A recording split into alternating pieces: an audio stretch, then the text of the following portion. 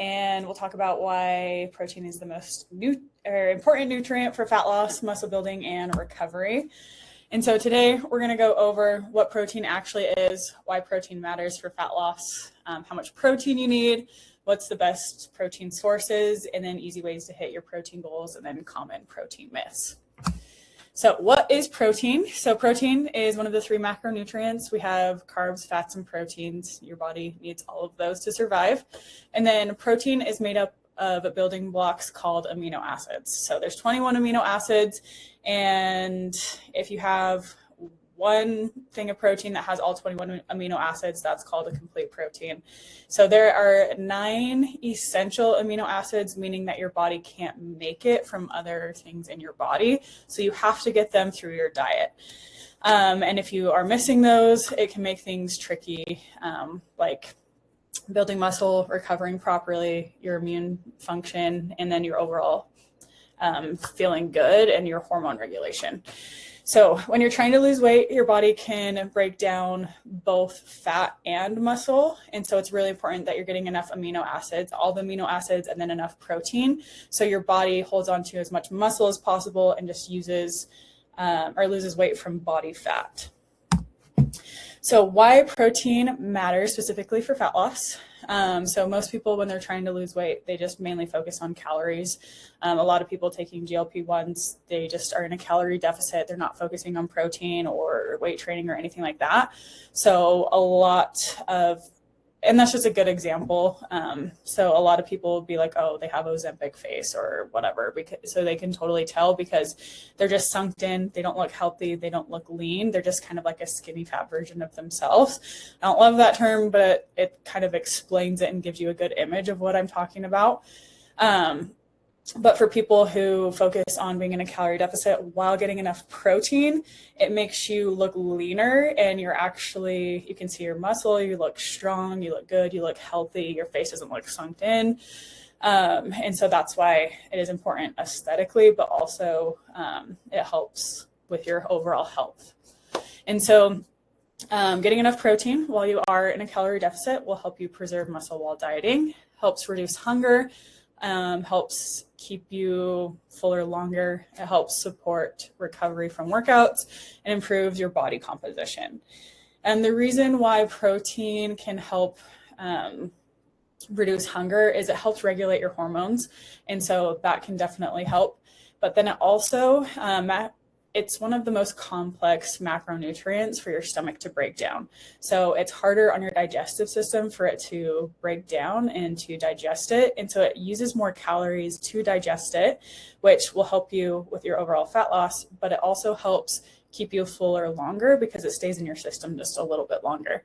But that being said, if you're experiencing like a slowed down digestive system or constipation, if you increase your protein too quickly, then you might want to slow it down a little bit so that way your digestion can catch up, or make sure you're adding fruits and vegetables. That way you have lots of fiber so you don't become constipated, because that's not fun for anyone. So how much protein do you actually need? So the recommended dietary allowance, and this is the absolute bare minimum that prevents a deficiency. So we don't want to be deficient, but this is like bare minimum, is 0.8 grams per kilogram of body weight, which is so low. So let's say you're 150 pounds. That means you'd be about 68 kilograms. And if you times that by 0.8, you need about 55 grams of protein per day, which is basically like keeping your body alive. So that is like the bare minimum you need to just live and not be deficient and start experiencing health issues from under eating protein. The RDA is not ideal for people who are looking for fat loss. They are building muscle, or people who are active. This is more for people who are sedentary. Maybe they're bedridden, maybe they're sick, injured, they can't move around as much. Older people who just aren't healthy. But for people who are healthy, they're strength training, they're active, they're trying to focus on fat loss and building muscle, you need closer to 0.7 to 1 gram per pound of lean body mass, or goal body weight. So here's an example of that. So let's say we have a 200-pound girl. Her goal weight is 150 pounds. So her protein goal should be between 105 to 150 grams per day. Same thing here. If you have a male who's 225 pounds, he wants to get to 180, his goal should be anywhere between 126 to 180 grams of protein per day. And so just doing those calculations will help you kind of get a good protein range. So what happens when you don't eat enough protein? You're going to feel more hungry. If you're eating all of your calories through carbs and fats, your body can digest those fairly easily. And so you're not going to be as full unless you're eating lots of like high fiber foods. That's a little bit different story, but it can increase your hunger. And then slower recovery, your body just doesn't have the nutrients it needs to recover. And so you're just going to feel sore for longer. Maybe you'll even break down your body so much that you get injured in extreme cases. You'll experience muscle loss during dieting, which is never good because we want to hold on to as much muscle as possible. So that way you not only look lean, but you are also able to eat more food when you're done dieting because it will increase your metabolism. Just because having more muscle on your body helps you burn more calories at rest, meaning that you can eat more food throughout the day. When you don't eat enough protein, you'll experience lower strength levels. So let's say you're eating enough protein because you were in maintenance calories or in a calorie surplus. And so in the gym, you felt pretty strong. But once you got into a calorie deficit, your protein dipped also. You're probably not feeling as strong. So that's why it's important to keep your protein up. And then difficulty building muscle. Obviously, you can't build muscle if you don't have the nutrients for it. And then you'll have less satisfying meals. So if you have really like high carb meals, you're just probably not going to feel as full, or it's not going to keep you as full for a long period of time. You're just going to feel hungry shortly after that meal. So best protein sources, lean animal proteins. I think these are the best.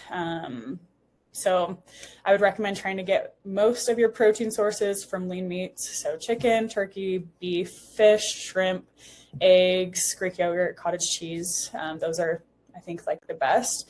Then we have plant proteins, people who are vegetarian, vegan, tofu, tempeh, edamame, lentils, beans, peas. And then just some convenient options, obviously protein powders, protein shakes, protein bars, beef jerky, tuna packets. And then we have basically every single food that has been injected with protein. And so you can probably find anything in a protein form. Like I even have these little chocolate bars from Costco that has 10 grams of protein in them. I'm like, is this necessary? No. But am I going to get these? Yes. Why not? I love chocolate and I love protein, so let's try them. And they're actually not bad. They're not like, you can tell that there's protein in them. I'll just say that. So easy ways to hit your protein goal. Build your meals around protein. So try to think of protein first. So let's say you're at a buffet and then you see all the fun foods, all the like the desserts, treats, whatever, all of the pastas and carbs and whatever they have. Try to focus on getting your meats first. So go get some chicken, go get some steak, go get pork, whatever you guys like eating, and then build some fun carbs on the side. So, and then eat your protein first and then try to add the carbs. And so that way you'll fill up first on your protein and then you'll have a little bit of fun carbs on the side. But if you build your meals around protein, whether that's breakfast, lunch, or dinner, that will help you not only hit your protein goal, but it's going to make you feel a little bit better. And so by the end of the day, you're not like trying to cram in like 5 protein shakes being like, oh my gosh, I only got 30 grams of protein a day. One thing I like doing is adding egg whites to whole eggs. So I'll have like a slice of protein bread with 1 egg and then 4 egg whites. And I think that is a great meal. It keeps me full. It keeps me satisfied. I think it tastes good. And then the egg whites add a lot more volume, but not a lot of fat. So I still get some good healthy fats from the 1 whole egg and that yolk, but then I add a lot more protein. And I think each egg white has like 7 grams of protein, if I'm not mistaken. But that just helps you get more protein in without adding a ton of calories on the side. You can sub high protein breads, bagels, or even like cereals instead of regular ones. You just have to search a little bit more, but they're out there. Double your meats at meals, or at least 1.5 times them. So what that means, let's say you get like a chicken pasta. You have 4 ounces of chicken and then a big bowl of pasta. So instead of ordering 2 pastas, just ask for extra meat. And you can ask, so let's say you have 4 ounces of chicken, ask for an extra 2 ounces of chicken. So that way you're getting 6 ounces of chicken with your pasta. So you're adding more protein, but you're not adding more carbs and fats. Or if you have 4 ounces of chicken, maybe ask for another 4 ounces. So that way you get 8 ounces of chicken, but you're not adding more carbs and fats. So just doubling your meats at meals is one of the easiest, most simple things to really help you hit your goal. I do have a client, his name is John, and he went to Chick-fil-A, and an easy fix there. He ordered a Chick-fil-A sandwich, and an easy thing to order at Chick-fil-A is just getting the grilled nuggets on the side. So that way you don't add more carbs and fats, you just get a whole bunch of grilled chicken on the side, and then you added like 20 to 30 grams more protein to that meal. So very simple, very easy to get a little bit more protein in. Adding cottage cheese to meals or sneaking protein powder into meals. I love cottage cheese. I think it tastes good. If you blend it up, if you're a texture person, it helps you eat it a little bit better, but I actually love the texture of cottage cheese. So you can add cottage cheese to your pasta, yogurt. You could sneak protein powder into overnight oats or oatmeal. You can even sneak in protein powder or cottage cheese into pancake batter. So that way you're eating protein pancakes. But those are really easy ways to increase your protein at meals. So another thing you can try is the 30-30-30-30 method. So try to get 30 grams of protein at breakfast, 30 grams at lunch, 30 grams at a snack, and then 30 grams at dinner. And so that's an easy 120 grams throughout the day. And that'll be sufficient for most of our like female clients' goals. For men, maybe do 40, 40, 40, 40. And that will help you hit yours, but that will make it so it's a little bit easier. And then you don't have to feel like you're like, oh, I had 10 grams at breakfast, I had 25 at lunch, I had 5 grams at a snack, and now at dinner, I'm going to need 50 to 60 grams. So if you try to even it out throughout the day, it just makes the math a little bit easier. And so you don't have to end up loading on protein at the end of your day. So here are common protein myths. Myth number 1, protein damages kidneys. So research shows that high protein diets are safe for healthy individuals. However, if you do have kidney damage, like if you don't have healthy kidneys, it can cause that to, deteriorate a little bit quicker. So if you have healthy kidneys, it's not going to affect you. But if you have damaged kidneys, it's going to not be great for your kidneys. So just keep that in mind. But if your kidneys are perfectly healthy, you don't have to worry about that. I think a lot of people just thought that it damaged healthy kidneys, which is not the case. So common protein myth number 2, you can only absorb 30 grams of protein per meal. And this was a big myth that has been debunked, and I'm so glad it was debunked because it makes my life a little bit easier, so I can have like 50 or 60 grams in one meal, so I don't have to spread it out through all of my meals all the time. But with that, the myth came from bodybuilding and being able to get as much muscle from the amount of protein you're eating. So if you have 60 grams of protein in one sitting, your body isn't just going to get rid of the rest of the protein and not use it. It will use it. It might not be for muscle building specifically, but it will help with other functions in your body, like hormone regulation, hormone production, immunity, recovery, or energy or fuel if it needs it. So just because you have more protein in one sitting doesn't mean your body won't break it down and it won't use it and just gets rid of it. It means that it just goes to somewhere else in your body rather than just strict muscle building. So protein myth number 3, women will get bulky from eating more protein. So protein supports help supports maintain muscle mass and recovery, and it doesn't automatically create large amounts of muscle. Lots of women who are worried about getting bulky probably aren't putting in as much effort into their weight training to actually like get them bulky. Of course, everybody has a different idea of what bulky is. And so if you feel like you're getting bulky, I would just dial it back on the weights rather than stop eating protein, because protein doesn't just help with muscle building. It helps with all of those other functions in your body, like a strong immune system, healthy hormones, and recovery and preventing injury. So I wouldn't decrease the protein. I would decrease the kind of like weight training if that's something that you ever run into or you're worried about. But most people don't ever get bulky from lifting or eating protein. Getting bulky doesn't just happen overnight. You have to really, really, really work hard and have a strong work ethic for that to happen. Protein myth number 4, protein powder is unhealthy because it's a processed food. So just because something is processed doesn't mean it's unhealthy. So washed lettuce, that means it's processed. Frozen vegetables, that's processed. Greek yogurt, that's processed. Protein powder, that's processed. Canned tuna, that's processed. Whole wheat bread, that's processed. So just because something is processed doesn't mean it's unhealthy. It just makes it a little bit more convenient. I really hate when people are like, oh, it's processed, so I'm not going to eat it, or I'm going to eat less processed foods. It just makes life a little bit more easy and convenient. It doesn't mean it's bad. All right, so turning it over to you guys, how are you going to improve your protein intake this week? Or if you're already a pro at it, what do you do to hit your protein goals? If any of you guys have any tips that I missed, or if you have any questions from this presentation, let me know too. Does anybody have any tips that they know offhand? Kyle, do you have any tips? We're going to pick on you.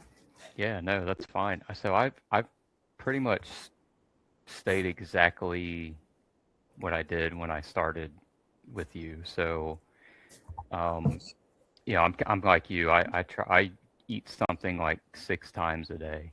So, I have my breakfast, lunch, and dinner, which is good, and those are definitely like anywhere 30 to 40 grams in those 3, and then the 2 or 3 snacks, I'll call it, a day will make up the rest of that protein pretty easily. I mean, I love those freaking Built bars. Those are like the best because they taste really good and the calories to protein is very good.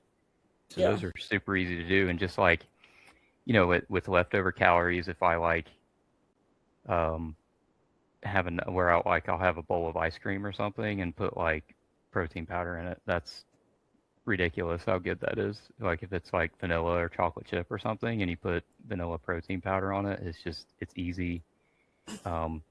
Yeah, for me, it's just literally just been sticking with it. And I hit 30 to 40 on my main meals, and then it makes the snacks super easy to make up the rest of that. Awesome. Sweet. I do like that 40, 40, 40, 40 though. I think that makes a lot of sense. It's cool though when you start your day with, I wake up, have a lot of water and hit that protein, and then you just feel ready. You know what I mean? You don't feel guilty about anything and you're just ready to go. I agree. I think there's something also with like your mentality, like starting off with a lot of protein at breakfast. You're like, okay, I feel good. Like, I think this is going to start the day off on the right foot. Yeah. You don't feel weak. I mean, you just wake up, and then you hydrate and then have a big blast of protein. You feel like, to me, it gets rid of because I'm not a morning person at all. I am a creature of the night, which, and I've told you when certain games come out, I tell you like, hey, my sleep's going to suck. I'll admit, but like, it just helps you get moving, get going and feel better. Yeah. All right. I'm going to pick on Cambry because Cambry, I forget, she's either a vegan or vegetarian. I'm pretty sure it's vegan. So Cambry, how do you get in all of your protein with that? There she is. Hi. So it's, pretty much all the same basic things you say, just with like vegan versions, right? I think the hard thing that a lot of people have when they are vegan or vegetarian for the first time is not doing the high protein sources, because a lot of people like beans are great, right? But they're not really a high protein source. They have some protein, they're more like a carbohydrate. So I think it's just finding like the right ones that can be similar to like a chicken or a meat source. So like you said, like tofu, tempeh. I also love seitan. It's like really condensed gluten. And I'll use that to like, I'll find recipes and to make like bagels, so I can make protein bagels, or I'll use that to make pancakes. And so just finding like the right sources. And then like even right now, I like making my breakfast the highest protein meal because it just kind of makes the rest of the day easier. So I'm kind of on like a kick with smoothie bowls, and they have these like edamame puffs, which is like kind of like a crunchy topping. And edamame is high protein, so I'll do that with protein powder, and I can get like 40 to 50 grams just in that breakfast meal. And Awesome. then also just protein snacks, right? Like finding the right protein bars. I'll even use like tofu and protein powder to make puddings because I really also still love chocolate. And so it's just finding ways to incorporate your protein into everything you want to still eat. And it's just easy to hit that way. Sweet. Cool.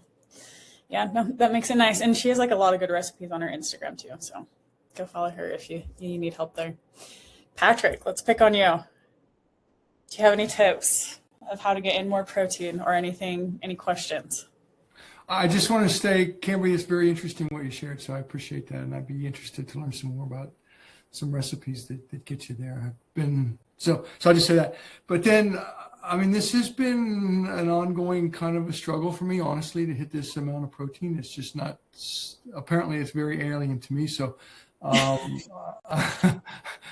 mean, to eat like this much chicken and salmon and pork chops or whatever, it's just like it's not what I was doing for a long, long time.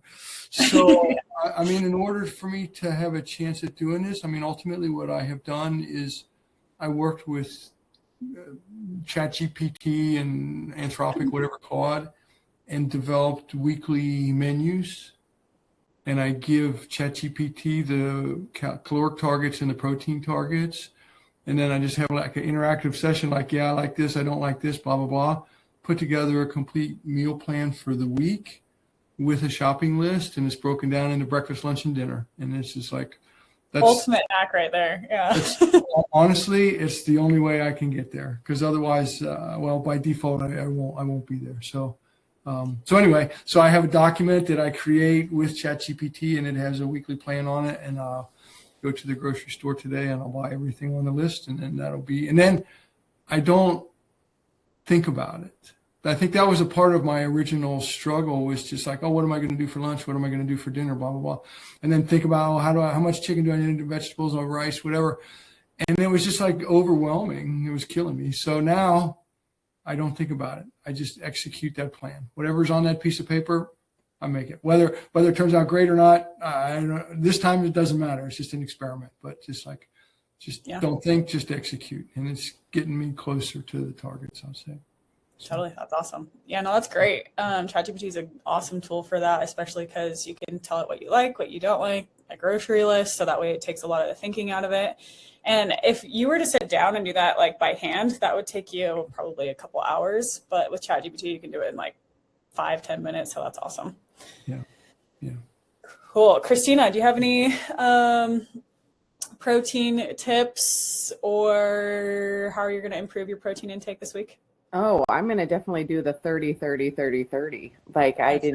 Yeah, that's awesome. I mean, anything that in every meal, definitely get the protein, but snacks as well. Like even if I want a little snack, doing the Quest chips, those puff bars, just, adding in yogurt, things like that. But I didn't know about doing cottage cheese in your pancakes or waffles with the Kodiak stuff. So yeah, those extra little things I'm definitely going to work on. Awesome. Okay, cool. Yeah, I've posted about them a couple of times on my story. There's these things called meal boosters. And so I've been adding them into my I guess, protein ramen. And so that way, because I've been having like a weird little aversion with meat. And so like meat is kind of like freaking me out lately. So I'm like, how do I get in more protein without having so much meat? So yeah, those meal boosters are really helpful too, because you can add them to any sort of like soup. You can add them to salads. You can add them to, what else? Like any sort of like chicken recipe if you mix it into the sauce. So those are like a really cool hack too. They're kind of expensive though, so I think there's definitely like more affordable ways to do it. But cottage cheese is also a great meal booster. Ivana, do you have any tips or anything that you're going to try this week?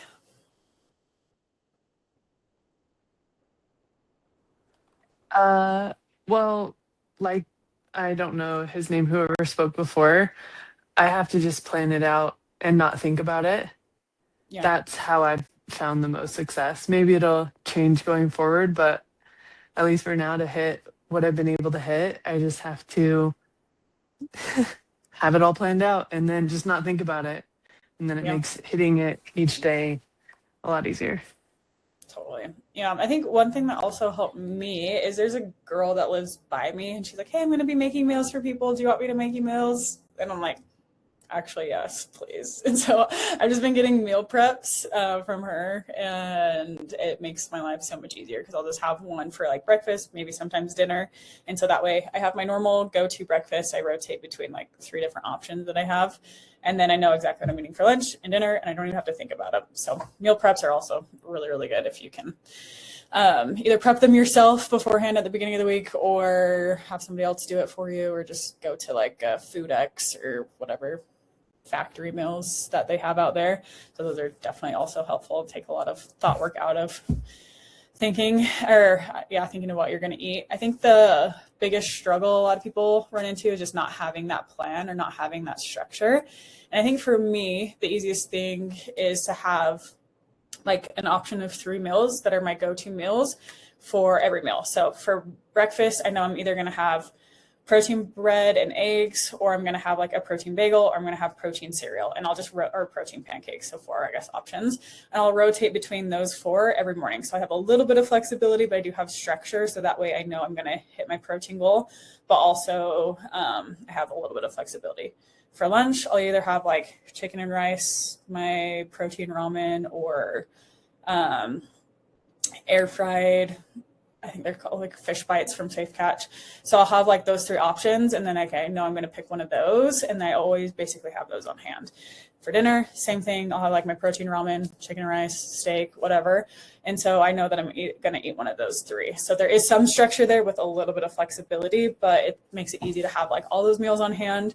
But I know that if I eat them and I stick to that plan, then I will be able to hit my protein goal. It's just hard when people are like, oh, I don't really know what I'm going to eat for lunch. And they kind of like dig through the fridge. They eat like leftovers of something that wasn't hitting their macros or whatever, not hitting their protein goal. And that's where people have a little bit of a downfall. So having a little bit of a plan definitely helps you in the long term to hit those goals. Okay, cool. Anybody else have any questions, comments, concerns? No? Okay. All right. Well, have a great rest of your week.